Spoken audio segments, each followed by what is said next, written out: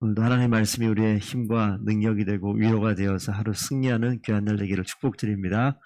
오늘 13장 이 본문 그리고 이 이후 한 20장까지 다윗이 전성기로 통치하는 그 이후에 어찌 보면 이제 변곡점이 11, 12장에 나오는 다윗과 밧세바의 이 사건 이후로 벌어지는 이 다윗 가문의 큰 아픔이 될 수 있겠고 시련과 재난에 되어지는 이야기가 쭉 진행이 됩니다.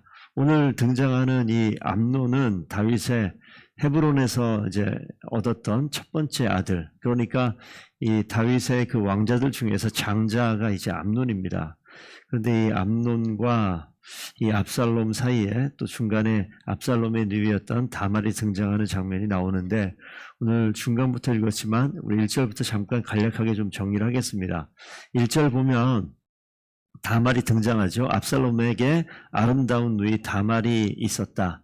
그러니까 다말의 그 외적인 모습이 이제 등장을 해요. 아름다운 여인이었고 아마 이 다윗의 그 자녀들 중에서 가장 이쁘고 아름다웠던 그 딸이었던 것 같아요.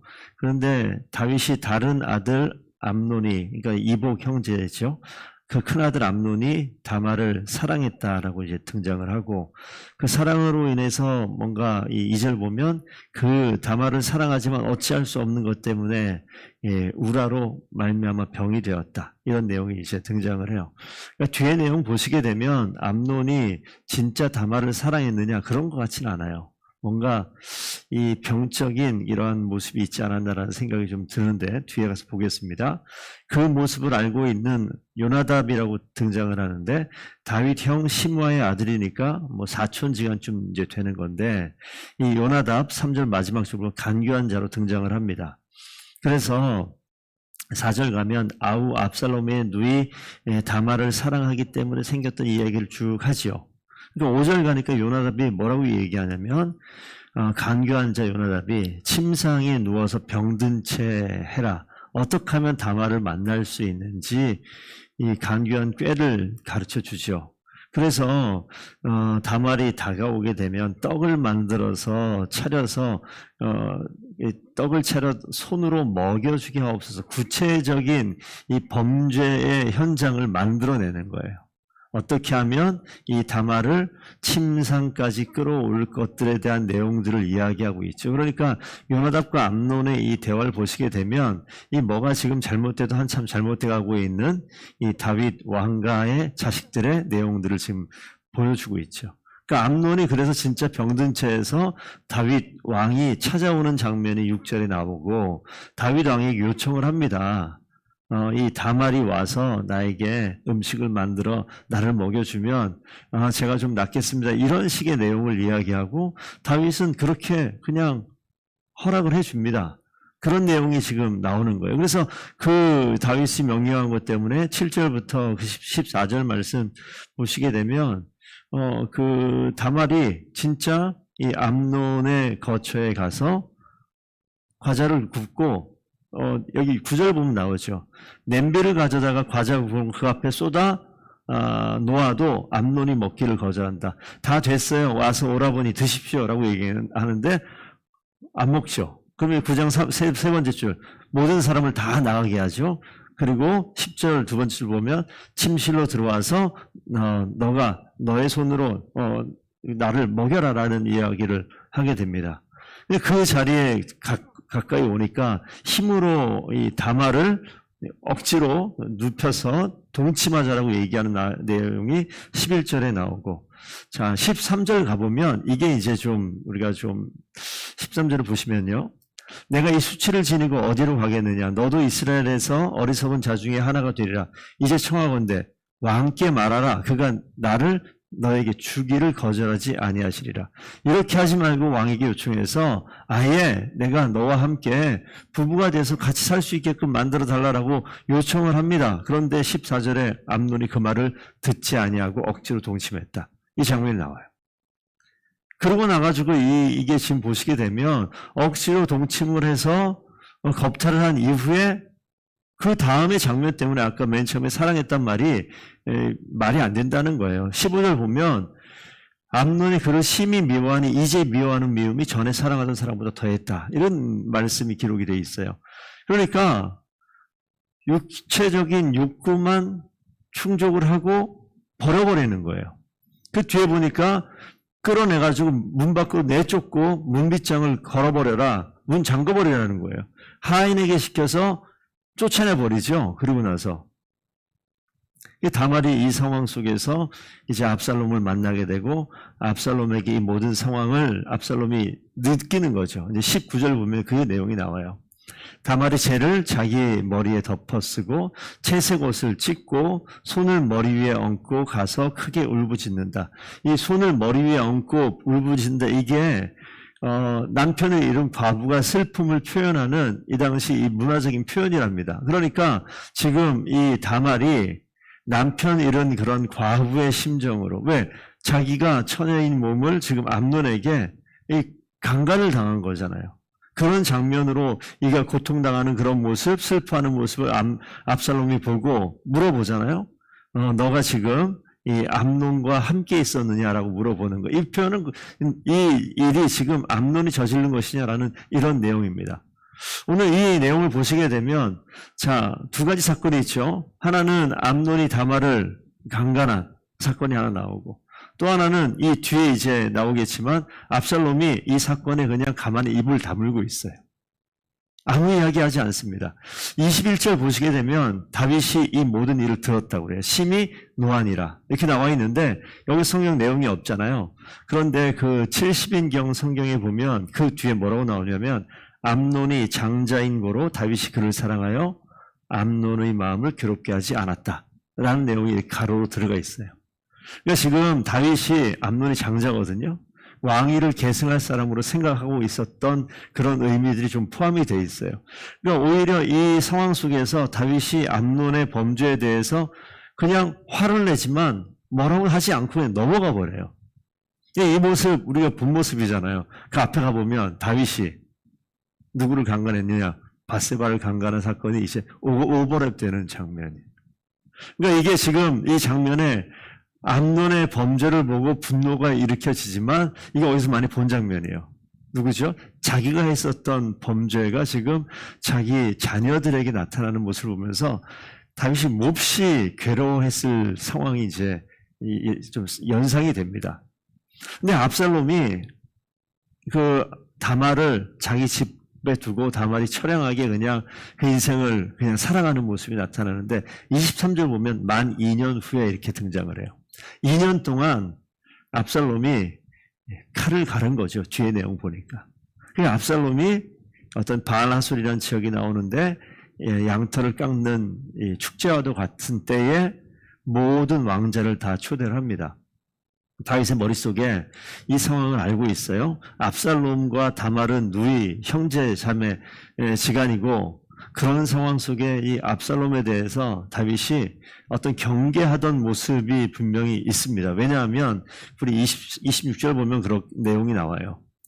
암논이 우리와 함께 가게 하옵소서라고 암논을 요청할 때 다윗이 뭐라고 얘기하냐면 그가 너와 함께 갈 것이 무엇이냐라고 물어보는 장면 보면 이 장자인 암논 그리고 암논과 압살롬 가운데 큰 갈등이 생겼다는 것을 다윗은 직시하고 있어요. 그런데 2년이라는 시간을 그냥 보냈기 때문에 한편 별일이 없겠다 생각을 할 수도 있겠고 또 하나는 그 자리에 암논만 부른 것이 아니라 다른 모든 왕자들 다 불렀기 때문에 설마 다른 왕자들 다 있고 그 가운데 암논이 있는데 암논을 설마 무슨 해코지를 하겠냐라는 생각을 했을 텐데 그건 잠시 착각이었고 다 불러놓은 자리에서 암논을 지금 암살하는 장면이 나오고 암논이 진짜 죽잖아요. 그 하인들에게 이야기해서 종들에게 이야기해서 다 있다가 술을 먹고 즐거워해서 술 취해 있거든 그때 암논을 죽여라라고 얘기하는 장면이 나오고 실제 그 일을 행합니다. 그래서 암논이 죽임을 당하고 모든 왕자는 다 도망을 치는데 소문이 어떻게 나느냐 뒤에 읽지 않았지만 모든 왕자들이 다 죽었다라는 소문이 나서 이 엄청난 일이 벌어지는 장면이 오늘 이 13장에 있는 내용들입니다. 그래서 이 압살롬은 암논을 죽이고 어디로 도망가냐면 뒤로 한번 보겠습니다. 37절 보면 압살롬이 도망하여 그 술왕 암미후르의 아들 달메에게로 갔다. 여기 누구냐면 외할아버지 집이에요. 그러니까 지금 압살롬은 암논을 죽이고 떠나가는 일이 벌어지죠. 그리고 거기에 3년 동안 떨어져 있습니다. 이 내용을 보시게 되면 암논으로부터 시작해서 암논과 다말의 강간 사건, 압살롬이 암논을 죽이는 사건, 이것도 보이잖아요. 다윗이 누굴 죽인 사건? 우리아를 죽인 사건. 그러니까 이 내용은 다윗이 밧세바와 그의 남편 우리아를 죽였던 사건, 밧세바를 간음했던 사건이 암논이 다말을 간음하고 압살롬이 암논을 죽이고, 자신이 했었던 일들이 자신의 이 자녀 세대에 있었던 똑같은 범죄의 살인과 간음의 행위를 통하여서 하나님께서 이 재난을 심판을 하시는 그런 모습들을 오늘 말씀을 통해서 보게 되었습니다. 근데 이 장면 속에서 다윗이 뭐 딱히 지금 뭐 하지 못하고 이게 끝이 아니에요. 근데 이게 끝이 아니라 그 뒤에 다윗의 후궁들을 압살롬이 이제 겁탈하는 그런 장면까지도 나오고, 이게 계속해서 하나님께서 징계하는 모습이 이제 등장을 합니다. 오늘 이 내용 속에서 저는 이제 다윗의 심정을 좀 바라보고, 다윗이 자신이 범죄한 상황 속에서 이 하나님이 참 두렵지요. 하나님께서 용서하시는 듯 보였지만 다윗을 다시 한번 용서 분명히 하셨으나 그 범죄에 대해서 이 대가를 치르게 하시고, 다윗이 인생 살면서 이 뒤에 있는 내용 보면 다윗이 참 행복한 인생을 살았을까라는 생각을 할 정도로 참 어려운 일들이 계속 반복이 되어집니다. 그러니까 저와 성도님들이 신앙생활 하다가 하나님 앞에 정말 두렵고 떨리는 마음으로 하나님 앞에 항상 서서 우리가 삶을 살아가는 이 의식을 항상 갖고 있어야 돼. 이 뒤에 내용을 보시게 되면 있으면 안 될 일들이 벌어지고 있잖아요. 자식이 자식을 죽이고 자식이 자식을 이 근친상간으로 강간하는 이런 모습들을 경험을 해야 돼요. 너무나 안타까운 사건, 구체적인 내용을 빼더라도 가슴을 찢을 만한 사건들을 경험을 하면서 하나님께서 이 내용을 보면서 다윗이 그 이후에 범죄는 나오지 않거든요. 그러니까 하나님이 철저하게 다윗에게 있어서 하나님 앞에 온전하게 삶을 살아가야 될 것이 무엇인지를 아주 강조하고 강력하게 교훈하고 있는 모습이라고 저는 이 말씀을 보게 되어집니다. 그래서 우리 하나님 앞에 어떤 모습으로 어떤 자세로 이 땅을 살아가야 되는가라는 경고의 메시지로 오늘 말씀을 이해해야 되겠다라는 생각을 하게 됩니다. 디모데후서 3장 15절 말씀을 잠깐 펴고 우리가 말씀을 좀 맺을까 합니다.